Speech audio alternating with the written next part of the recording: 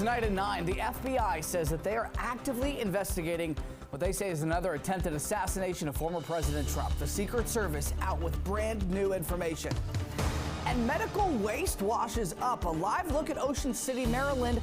They had a swimming ban today and at least 3 other popular local beaches. What we just learned of what turned up in the sand and water. And then potential tropical cyclone 8 is spinning off the coast of South Carolina. Some of that moisture is headed up our way. We'll talk about when coming up. And we are also love each other. It doesn't need to cover this. Also covering a Virginia car wash shooting. A man killed, a woman and man charged. 2 reportedly shot the victim. A report from the scene with the latest details. Plus, those supermarket savings from prices on essentials at 3 popular local supermarkets. The savings on groceries with Amazon. The consumer advice to stretch your dollar. You're watching the station covering all of the DMV. This is DC News Now. Well, good Sunday evening, everybody. Thank you for joining us for DC News Now at 9 o'clock. I'm Ben Dennis this Sunday evening. Before we get to your local news, the FBI is saying tonight at this hour they are investigating what appears to be an attempted assassination of former President Trump. The news coming from Trump's golf club in West Palm Beach, Florida. Authorities say Secret Service agents opened fire after seeing a person with an AK-47 pointed through a fence at the golf club while the Republican presidential nominee was golfing 300 to 500 yards away. This happening around 2 p.m.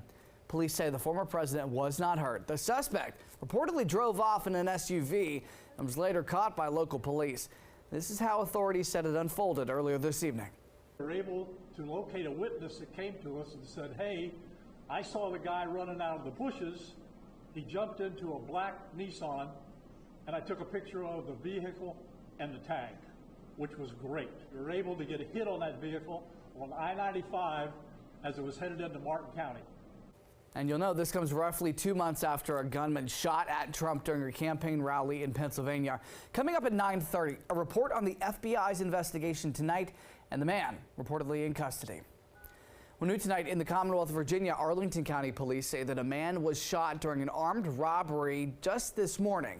Officials responded to North Glebe Road around 7 a.m. A man found shot there, sent to the hospital in critical condition. No word on his condition at this hour. Police are looking for 4 different suspects in that case.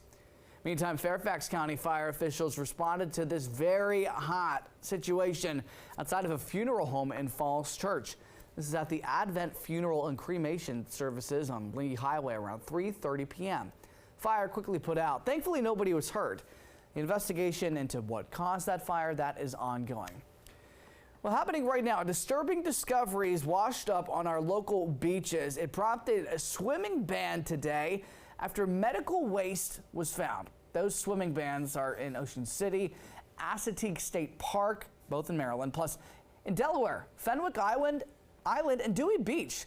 The Maryland Department of Natural Resources tells DC News Now they found hypodermic needles appearing to be used and intact, plus used feminine hygiene products and cigarillo cigar tips. They were first found after this morning's high tide when rangers made beach patrols around 7:30 and 8 a.m. If you are on the beach, you're urged to wear shoes and be cautious. All right, 1 person remains in custody tonight after a deadly shooting in Prince William County. It happened at a car wash yesterday afternoon in Woodbridge. DC News Now's Dave Laval reports from the Sonic Soft Car Wash where this happened and the latest details. It started as an argument between 2 men, but Prince William County police say it escalated into something much worse, with one of the men dead. This chip in the wall marks where one of the bullets struck the Sonic Soft Car Wash Saturday afternoon. Another hit and killed 54-year-old Earl Miller of Woodbridge. Police say 25-year-old Jermaine Lewis of Springfield is who killed Miller.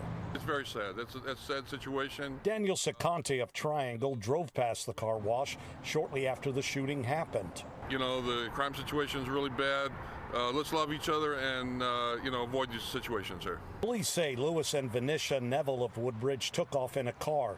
But Virginia State Police arrested them along I-95 in Fairfax County a short time later.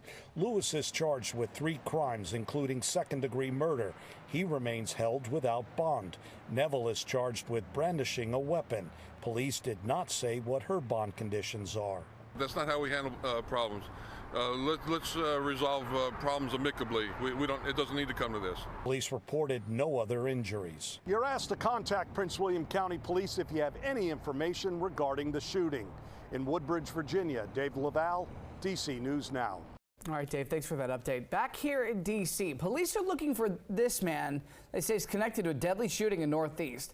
Officials say it happened on Eads Place around 9 this morning. Told that man was last seen running near the Kelly Miller Middle School on 49th Street. That investigation is ongoing. Meantime, 2 cars ended up partially under the water on the D.C.-Virginia line along George Washington Parkway. Some wild photos here. Officials responded to the Boundary Channel near Arlington Boulevard yesterday. It's there 2 cars were partially submerged. Police laid down floating barriers to isolate any gas or other fuels and fluid that may have spilled. Officials are still working to determine the cause of that. No word on any injuries there. Over to your forecast. It's 9:04 this Sunday evening. Scott, we got a nice live look over the nation's capital. Nice weekend, too. Yeah, the weekend shaped up pretty good, Ben, here as we wrap it up. We're looking at 75 degrees, overcast skies outside right now. We'll see the temperature, which is in the 70s in D.C., slide out of the 70s and into the lower 60s around 7 o'clock in the morning, going to the lower 60 to 65 degree range, basically, for D.C. And then outlying areas, well, will be just a little bit cooler, like we saw last night, into the 50s in places. Now, as far as the satellite radar is concerned, we've got quiet conditions over us. High pressure ruled the roost this weekend and gave us a decent Saturday and Sunday here. Yeah, we had some clouds out there, but it has been a dry one. However, that is going to change, as I talked about at the weather headline here at the top of the hour, talking about potential tropical cyclone 8, which will probably make landfall tomorrow morning, or tomorrow afternoon, I should say, about a 24-hour window here, and then bring us rain from that. So we'll expect to see some showers here. Use the umbrella here. We haven't used the umbrella too often lately. It's been a fairly nice, tranquil trend, if you will. So we have another dry night, but rain chances return this week. Temperatures, not a problem, not an issue here. As a matter of fact, will be slightly below average for the week. And then watching the tropics. We'll talk all about that and show you the 7-day coming up. Ben? All right, Scott, we'll see you in a bit. All right, happening tomorrow, the husband of the missing Manassas Park mother, Mamta Bhatt, returns to court. We expect the trial date to be set. Bhatt's husband, Naresh, was arrested in connection to her disappearance. Just a few weeks ago, he waived the rights to a grand jury. He's being charged with concealing a dead body. Naresh's attorneys argue that Mamta could still be alive, and they're asking prosecutors to turn over more evidence. D.C. Councilmember Trayon White pleading not guilty to 1 count of federal bribery. It's happening as his campaign says he's staying in the race for re-election. D.C. News Now's Marielle Carbone spoke with some voters who are divided. Outside a federal courthouse Thursday, supporters stood by Ward 8 Councilmember Trayon White. God is good. God is good, man. The council member pleading not guilty to 1 count of bribery, accused of agreeing to accept $156,000 in exchange for his influence on city contracts. The court appearance happening just hours before a district deadline for council candidates to withdraw their name from the November ballot. We must vote. We must not let this deter us. According to the Board of Elections, White will stay in the race. His campaign manager, Freya Moore. We will continue to be in the community, as always, to continue and further his work. I'll say he has bigger fish to fry. Some voters, like Quentin Lewis, say they're surprised by the decision. I think he's better off dropping out the race. This guy has never been a good representative for our Ward 8. Others, like longtime Ward 8 resident Earl Rodriguez, say voters deserve better. I know you're innocent until proven guilty, but the reality is, and get out of the way, you're about to get locked up. Currently, 4 write-in candidates are vying for White's seat, plus Republican candidate Nate Dorange and White himself. In a statement, Ward 8 Democrats, who endorsed White earlier this year, said the organization is focused on encouraging participation in the election.